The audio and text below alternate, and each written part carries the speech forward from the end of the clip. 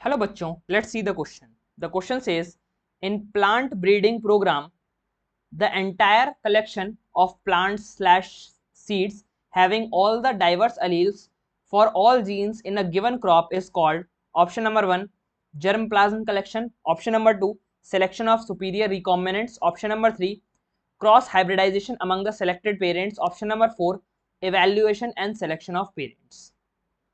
The key concept of this question is main steps in breeding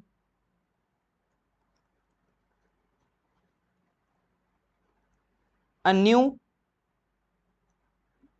genetic variety of crop.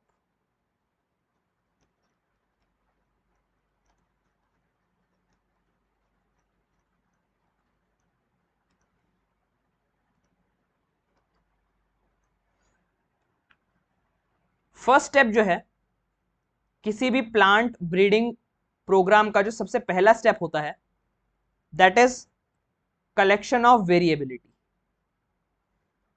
यानी जितने भी diverse alleles हैं सभी jeans के लिए एक गिवन क्रॉप के लिए उन्हें कलेक्ट कर लिया जाता है.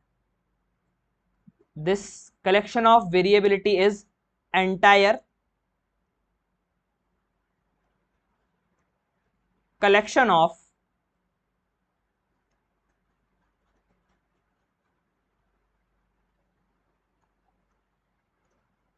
plants या seeds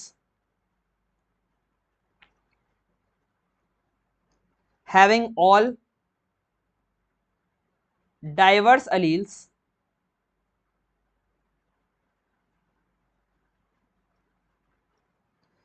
for all genes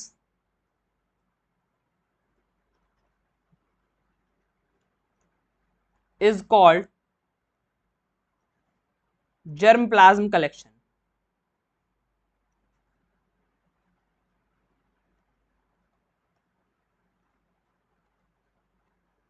जितनी भी डाइवर्सिटी अलील्स की सभी जीन्स के लिए कलेक्ट की जा सकती है, ये फर्स्ट स्टेप जो कलेक्शन ऑफ वेरिएबिलिटी है इसमें कलेक्ट कर ली जाती है.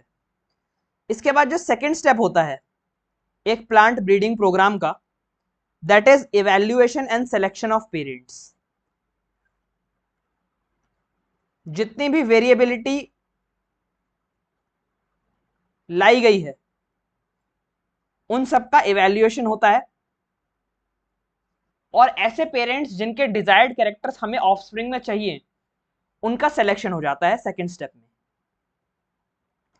The third step is obviously parents जब डिजायर्ड पेरेंट्स हमने सेलेक्ट कर लिए हैं तो उनका क्रॉस हाइब्रिडाइजेशन करवाया जाएगा. Therefore cross hybridisation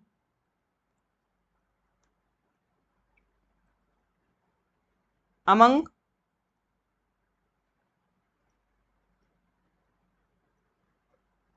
selected parents, जो पेरेंट्स सेलेक्ट किए गए हैं, जो डिजायर्ड पेरेंट्स सेलेक्ट किए गए हैं उनका क्रॉस हाइब्रिडाइजेशन करवाया जाता है. इसके बाद आता है फोर्थ स्टेप जो कि है selection and testing of superior recombinants.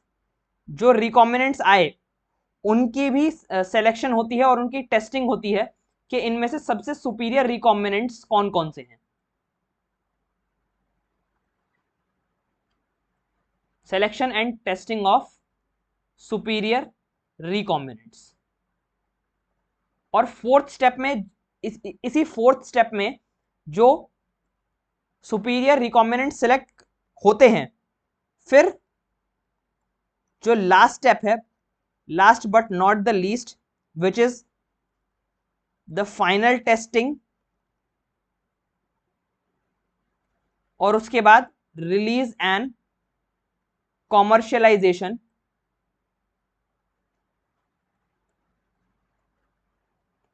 Of new cultivars. ये जो न्यू प्लांट्स ऑब्टेन हुए हैं इनकी टेस्टिंग होती है और टेस्टिंग सक्सेसफुल होने के बाद इन्हें कॉमर्शियलाइज कर दिया जाता है। क्वेश्चन में हमसे पूछा गया था कि एंटायर कलेक्शन ऑफ प्लांट्स या seeds having all the diverse alleles को क्या कहा जाता है। सो ये हम पहले स्टेप में ही डिस्कस कर चुके हैं कि इसे जर्म प्लाज्म कलेक्शन कहते हैं। और बाकी के जितने भी ऑप्शन हैं, that is selection of superior recombinants, option number 3 cross hybridization among the selected parents, fourth evaluation and selection of parents, ये सारे अदर स्टेप्स हैं प्लांट ब्रीडिंग प्रोग्राम के। तो सेकंड ऑप्शन, थर्ड ऑप्शन और फोर्थ ऑप्शन इसीलिए incorrect हो जाएगा क्योंकि ये अलग स्टेप्स हैं जर्म प्लाज्म कलेक्शन से। Thus our correct option is option number 1, germ plasm collection. Hope you understood it well. Best of luck.